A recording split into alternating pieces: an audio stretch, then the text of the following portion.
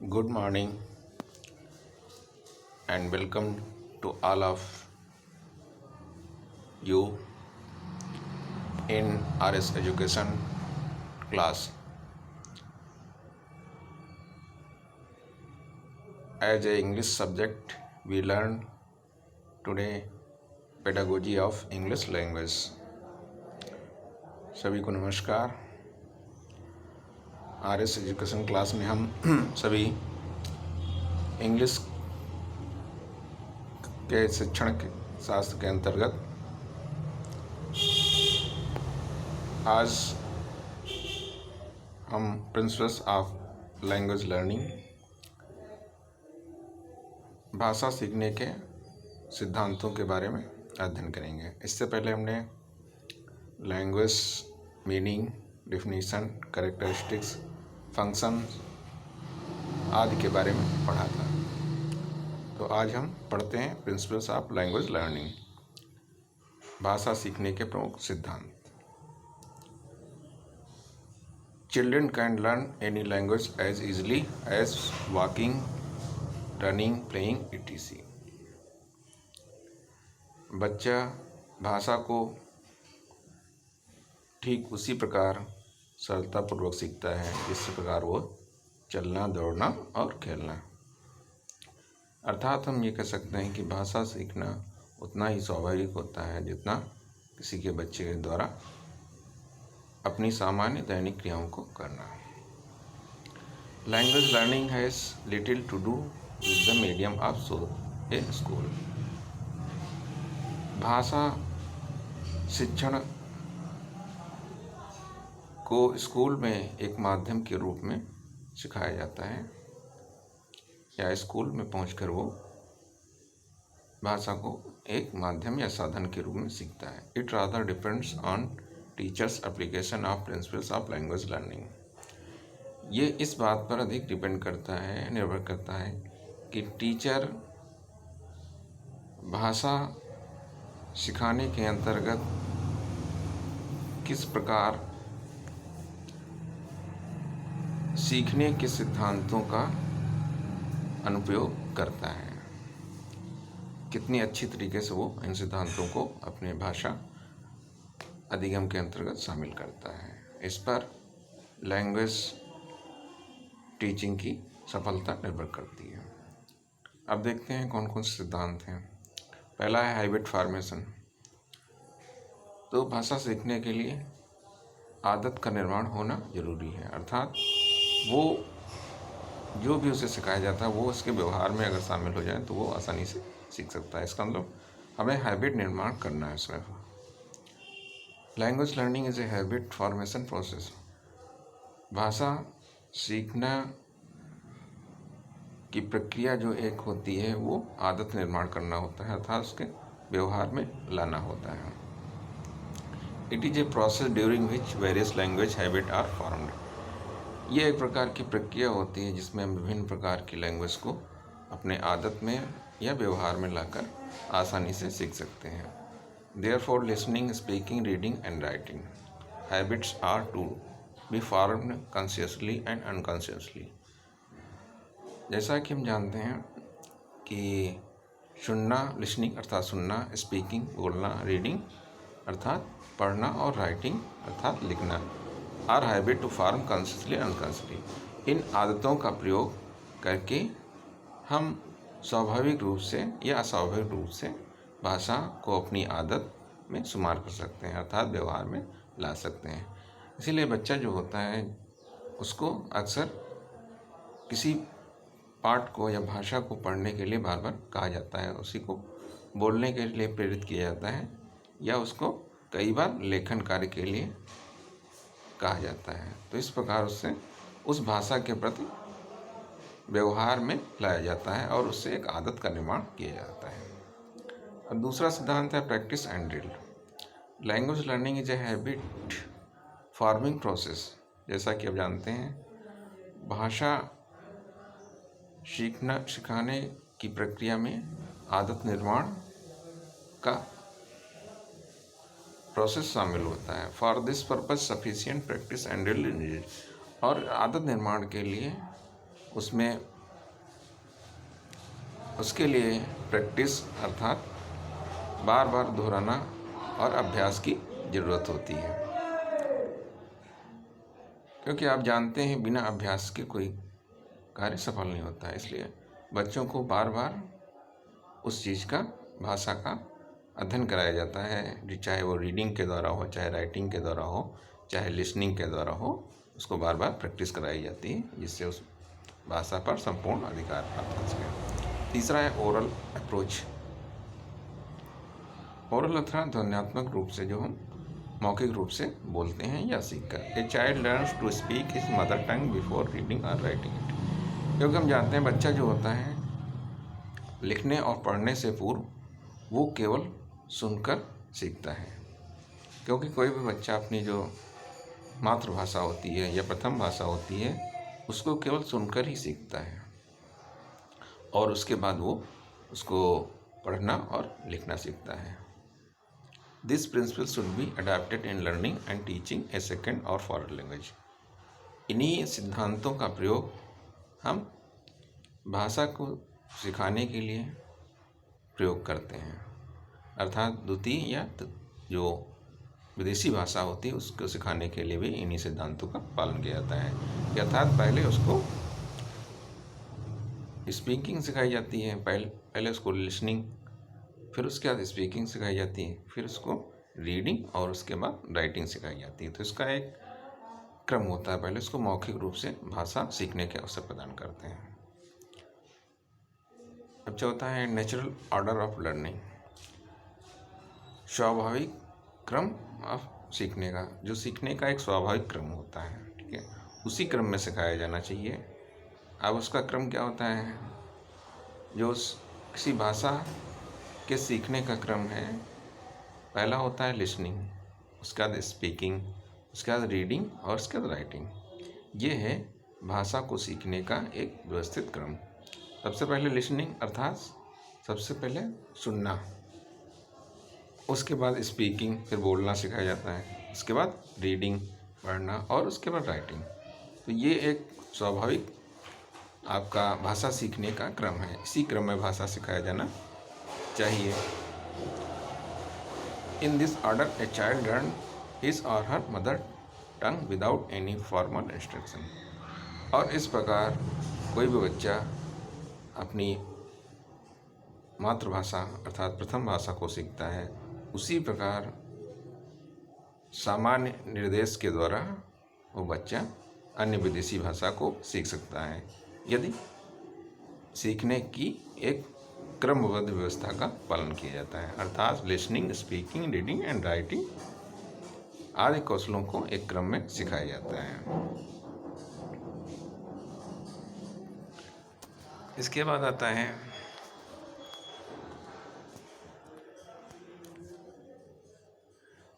Multi skill approach.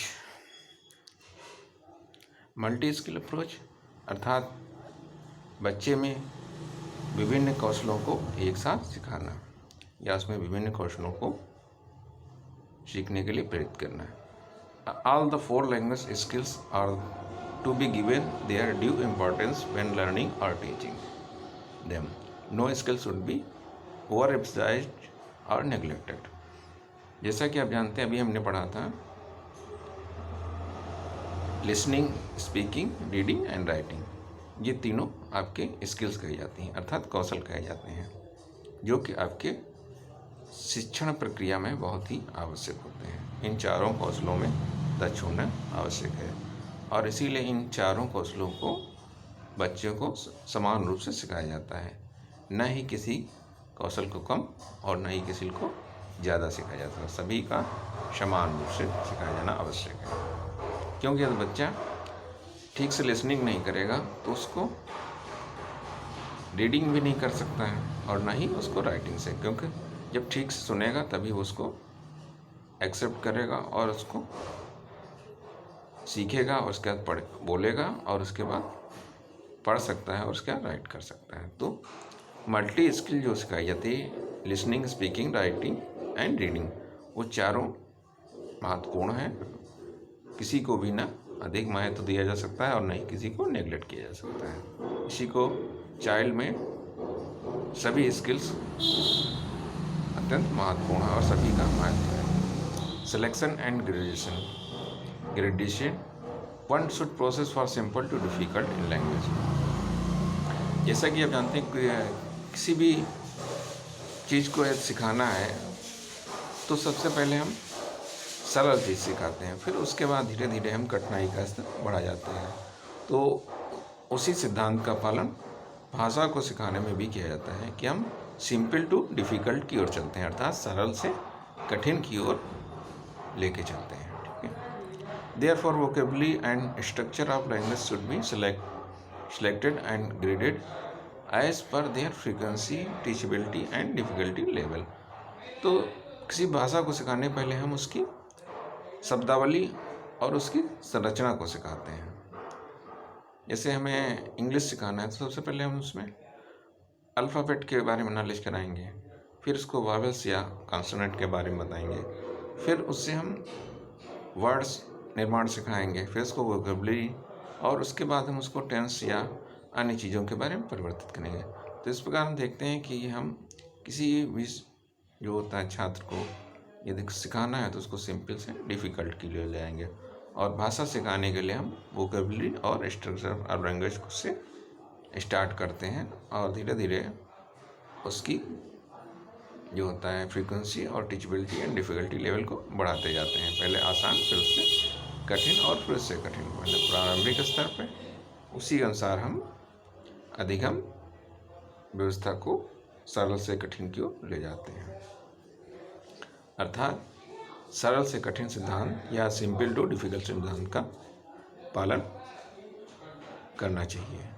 तो आगे है सिचुएशनल अप्रोच।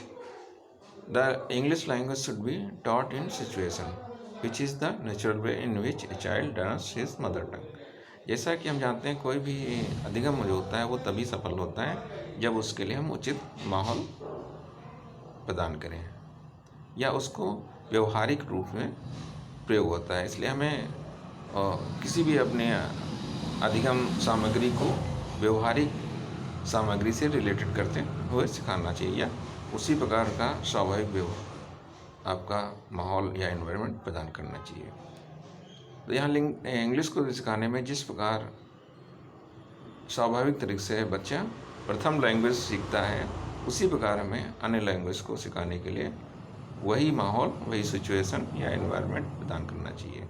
क्योंकि हम देखते हैं जो बच्चा इंग्लिश मीडियम में माहौल में रहता है तो वो इंग्लिश आसानी से सीखता है, या हिंदी मीडियम में रहने वाला बच्चा जो अपने आसपास चारों ओर हिंदी भाषा के प्रयोग वाले अधिक होते हैं तो वो हिंदी आसानी से सीखता है। इसलिए किसी भी भाषा को सिखाने के लिए उसका वो स्वाभाविक एनवायरनमेंट या सिचुएशन प्रदान करनी चाहिए।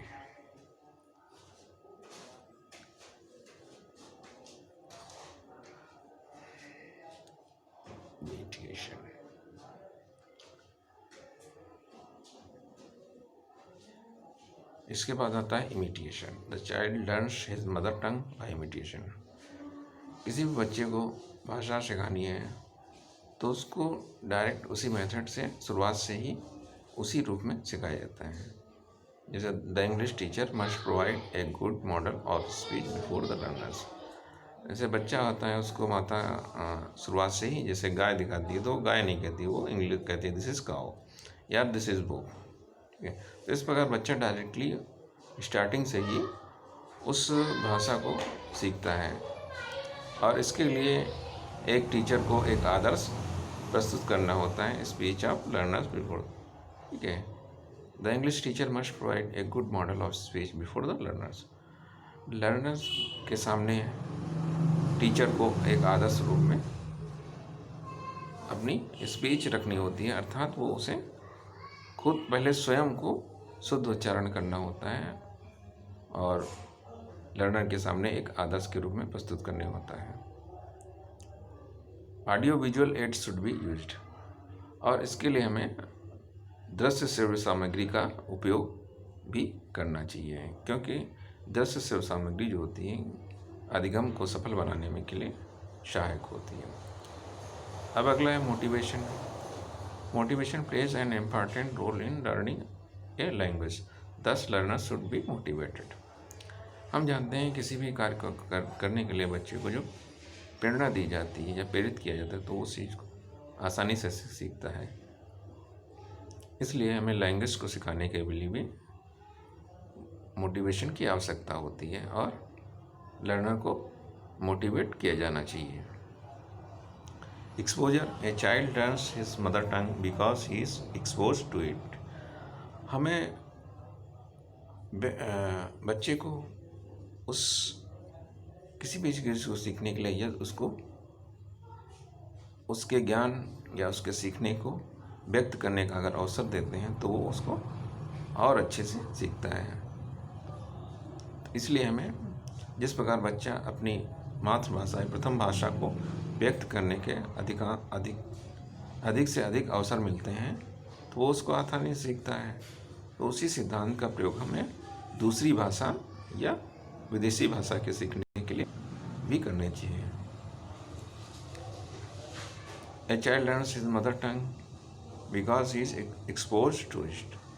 इसलिए बच्चे जिस प्रकार अपनी मातृभाषा या स्वाभाविक प्रथम भाषा को व्यक्त करने का अवसर मिलता है उसी तरीके से हमें उसे दूसरी भाषा अर्थात विदेशी लैंग्वेज या इंग्लिश लैंग्वेज को व्यक्त करने के अवसर प्रदान करने चाहिए ताकि वो उसको अधिक से अधिक प्रयोग कर सके। Accuracy, the English teacher should insist on accuracy in all aspects of language learning. Accuracy, शुद्धता आवश्यक है। सबसे पहली बात है जो शिक्षक होता है उसके लिए किसी भी भाषा को सिखाने के लिए उसका शुद्ध उच्चारण करना चाहिए ताकि जो लर्नर होता है उसको सही से फॉलो कर सके और वो उसको एक अच्छे रोल मॉडल के रूप में एक्सेप्ट कर सके। क्योंकि आप जानते हैं यदि शिक्षक ही नहीं शुद्ध उच्चारण करेगा तो बच्चा उसको अशुद्ध रूप से ग्रहण करेगा और फिर उसी के अनुसार बोलेगा और लिखेगा। तो भाषा में प्रोनाउंसिएशन का अत्यंत महत्वपूर्ण रोल है। इसलिए हमने किस अल्फ़ाबेट का क्या उच्चारण होना है, कौन कौन सा साइलेंट होना है, इसका ज्ञान आवश्यक है। इसलिए टीचर को एक रोल मॉडल के रूप में एक्यूरेसी के साथ टीचिंग करनी चाहिए। पर्पज अर्थात उद्देश्य, हम जानते हैं किसी भी अधिगम कार्य को करने के लिए सबसे पहले उसका उद्देश्य निर्धारित करना चाहिए कि हमें यह शिक्षण कार्य या ये सामग्री किस उद्देश्य से कर रहे हैं या क्या सिखाना है। Purpose of language learning should be decided in beginning. भाषा को सिखाने से पूर्व ही उसके उद्देश्यों का निर्धारण कर लेना चाहिए। So it becomes a simple affair to design a course suitable for the purpose. अर्थात हम किसी भी बच्चे को किस स्तर पर क्या सिखाना है उसके उद्देश्य निर्धारित कर लेने चाहिए और फिर उसी के अनुसार कोर्स को डिज़ाइन करना चाहिए। क्योंकि यदि हमें उस चीज़ का पता ही नहीं होगा कि हमें क्या सिखाना है या कि सीखने के उद्देश्य क्या हैं तब तक हम उसके लिए उचित मॉड्यूल तैयार नहीं कर सकते हैं। अर्थात बच्चे को लैंग्वेज सिखाने से पहले उसका उद्देश्य क्या है उसको निर्धारित करके पहले कोर्स डिज़ाइन करते हैं और उसके बाद उसकी आवश्यकता अनुसार उसकी टीचिंग कराई जाती है। तो ये प्रमुख आपके सिद्धांत हैं जिन सिद्धांतों का प्रयोग करके एक टीचर छात्र को भाषा सीखने में मदद कर सकता है और वो आसानी से सिखाया जा सकता है। इसलिए शिक्षण कार्य में इनसे प्रिंसिपल्स ऑफ लैंग्वेज लर्निंग का पालन करना चाहिए।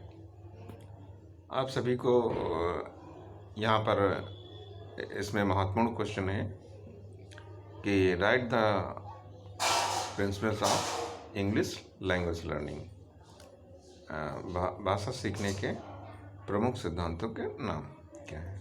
तो इसमें आप हेडिंग याद कर लीजिएगा, ये महत्वपूर्ण है। Okay, thanks for class and good day.